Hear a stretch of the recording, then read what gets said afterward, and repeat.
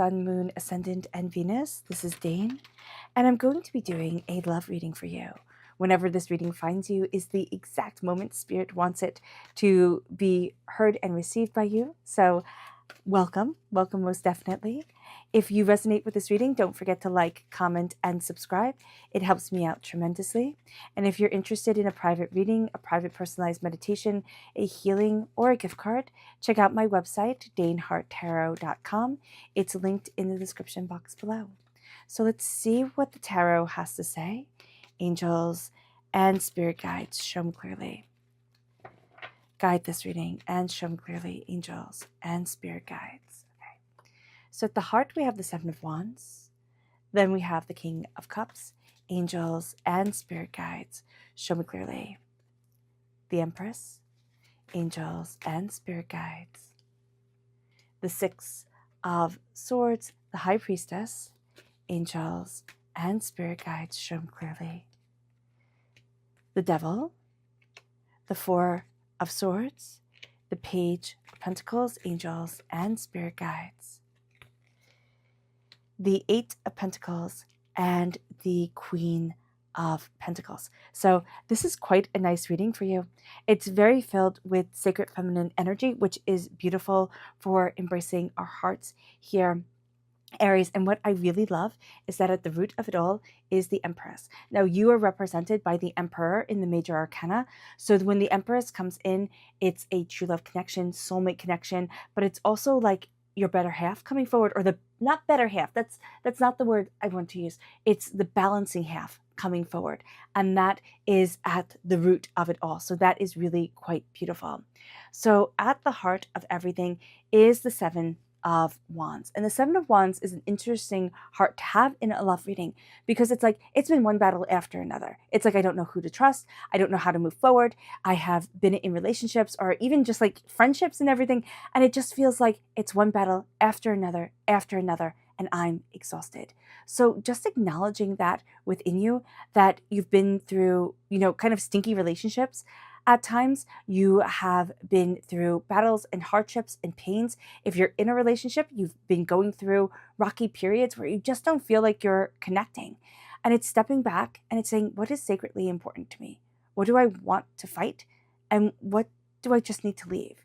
And it's not letting somebody walk all over you. I had a tarot teacher and she said to me, you're not a rug. Don't lay down and let them walk all over you. And I was like, okay, thank you. But here, and that imagery always sticks with me. It's like, we're not rugs. Don't lay down. Do not let people walk all over you. Embrace your power, embrace your strength, embrace what you are standing for. And that is going to be super important here.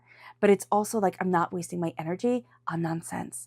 It brings us then to the King of Cups as the challenge. And the King of Cups as the challenge is water sign energy, Pisces, Scorpio, Cancer.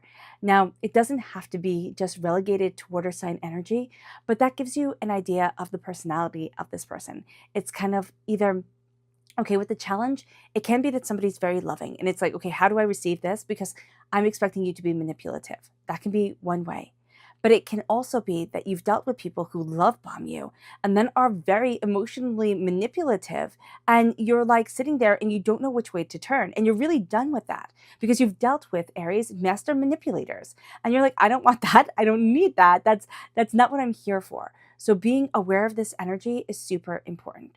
Also, learning to trust your heart is going to be absolutely empowering for you, because there's a sense of healing and there's also a sense of a fear of healing. Because if I don't have this lesson, like, right in the forefront of my mind, then it can happen again and everything can fall apart, or, I could be hurt and everything will be overwhelming. So just an acknowledgement of that is going to be super important. The fears, also the manipulation that we have gone through, and the sense of, how do I hold up what is most sacred to me? How do I hold up what I really love and what I really want? And have somebody see that. And the first thing is like, you have to see that, Aries, first. You have to say, this is what's important to me. And make really clear boundaries. Even though those boundaries might bend and move, you come back to center with them. That's your, kind of like, that's your starting point. That's your basis. That's your linchpin. Think of it as a willow. Like, things can bend, things can move, but the willow tree doesn't get up and walk away and say, okay, I'm not going to be by the river anymore. It's like, okay, this is where I am. It brings us then to the Empress. And I, again, love this energy for Aries energy, because this is your balancing counterpart. Like, this is the calm, right? So Aries, you are the warrior, you are determined, you are focused, you are insightful, you can build nations, but sometimes letting the guard down, or, like sometimes the fieriness bleeds into everything, right? And you don't need a general in the home, right? That just doesn't work quite as well. But here with the Empress, it is really focusing on the soft strength that you want in your life. It doesn't matter how you identify yourself. It is that soft strength guiding you forward. It is the sense of, what am I building? What am I nurturing? What am I creating within my life? And how does that set me free? Because remember, Rhiannon is the goddess of horses. So the sense of freedom and movement and ideas, but also, what have I suffered for what I truly want? Rhiannon's story is one that is really terribly sad. She married a man that you could say she loved, most definitely, but then all these terrible things happened to her, and she was shunned, and she was cast out, and, she went through it, and then she was restored to her throne. She was redeemed. And so there's a sense here of where you're focusing is like, where have you gone through it in love and in life?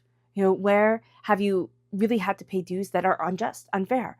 And you're looking at things and you're like, well, how do I move forward towards what I love, towards what I want? Now, the energy that is moving away is this real sense of with the Six of Swords, is this real sense of, I've gathered my knowledge and now I move forward. And in fear and in doubt, and I'm apprehensive, now you've gotten more of your sea legs to you. You're in a sense like, okay, I know where I'm headed. I know what I want. But there's still that doubt. There's still that fear.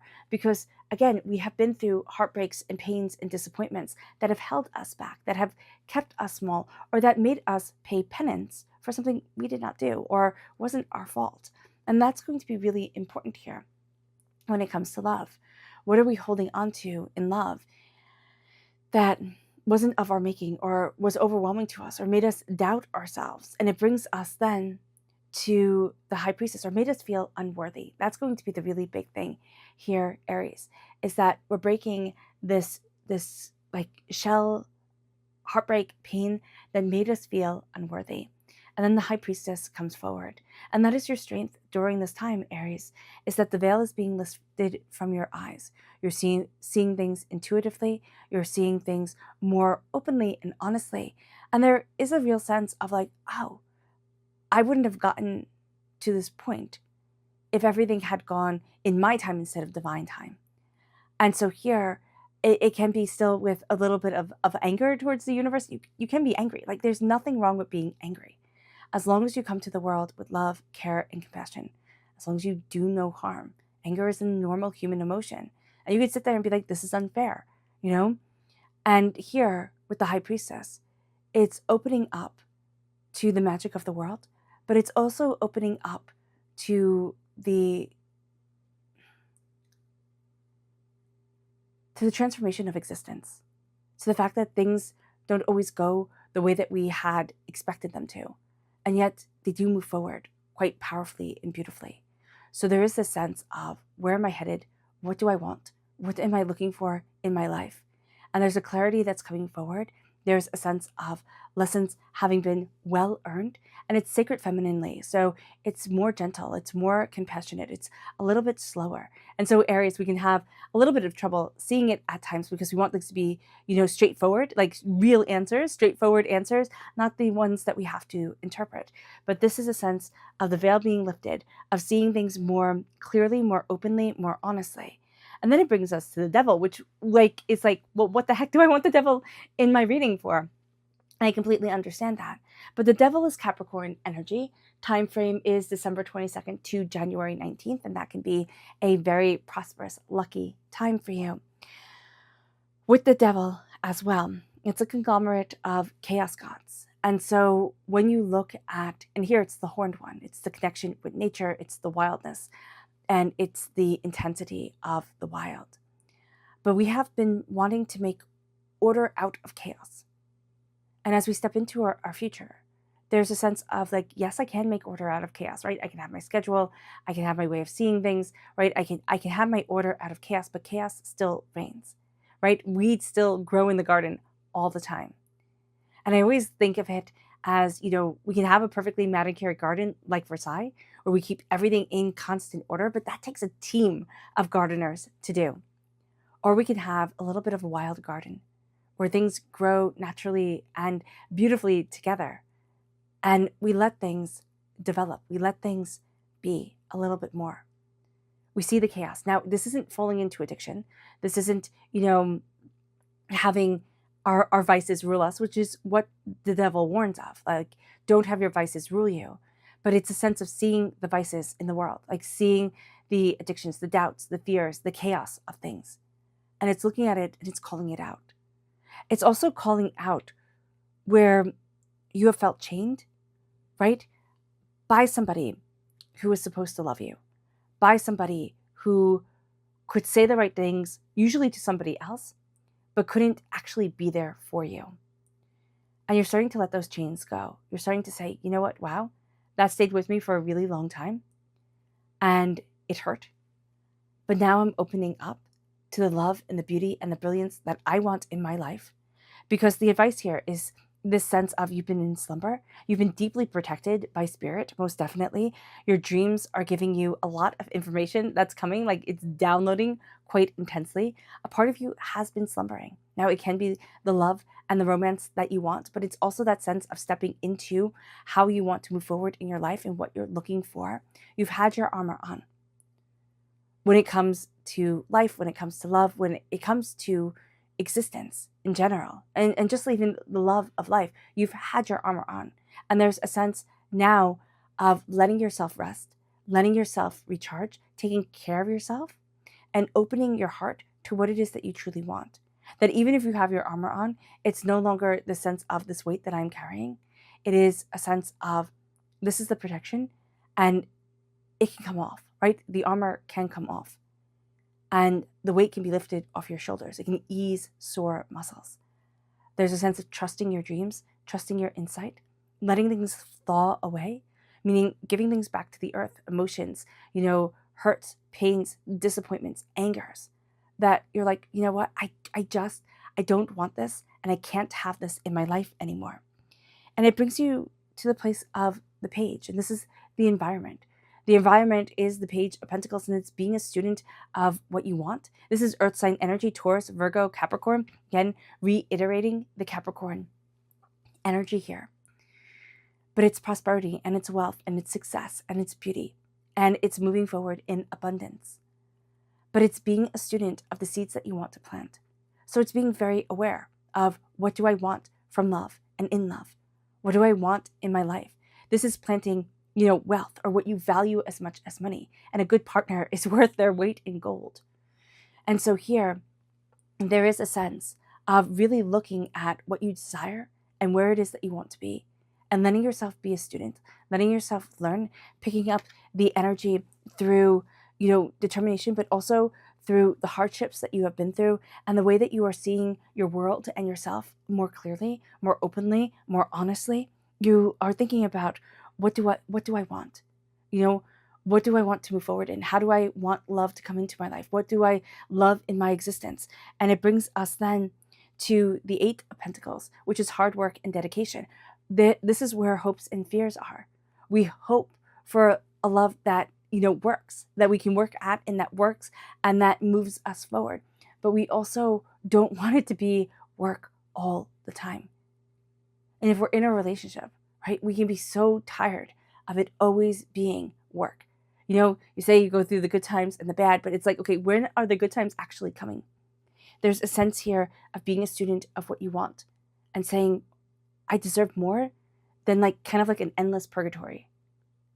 And it brings us then to this place of prosperity and success, of looking at the details and kind of ironing things out in our minds, in our hearts for ourselves, and opening the door to where we want to be.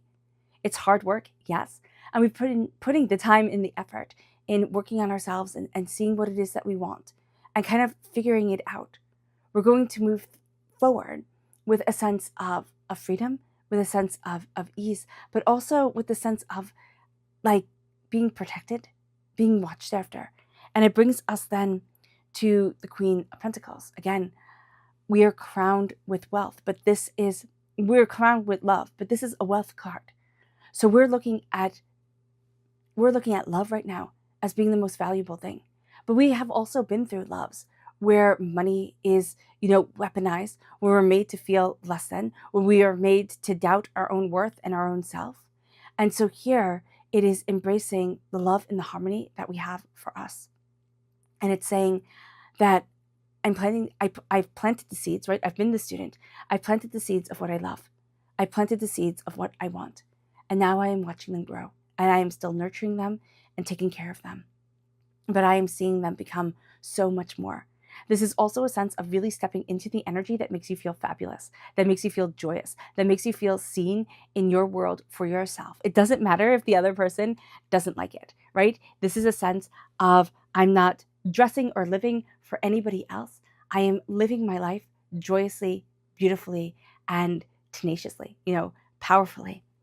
So dress for success is going to be very important here. Just also just embracing what you love and letting that expression be a part of your daily life and your daily self. And it moves us then to the spirit message here. Angels and spirit guides, show me clearly. Guide this reading and show me clearly, angels. This is compassion. Show yourself compassion, because here also with you building up this wealth, there is a sense of I need to stand on my own 2 feet. I do not want to have somebody else have full power over me. And just coming to that realization, Aries, that's part of what you need when it comes to love is going to be very freeing. It's no, I need to have my own stuff, my own life, my own existence. That's going to be important here. And just making that clear. Because it's not oh, okay, this person gets to be my whole entire life, my whole entire existence, and gets to, demand everything from me. It moves us then to the chakra energy.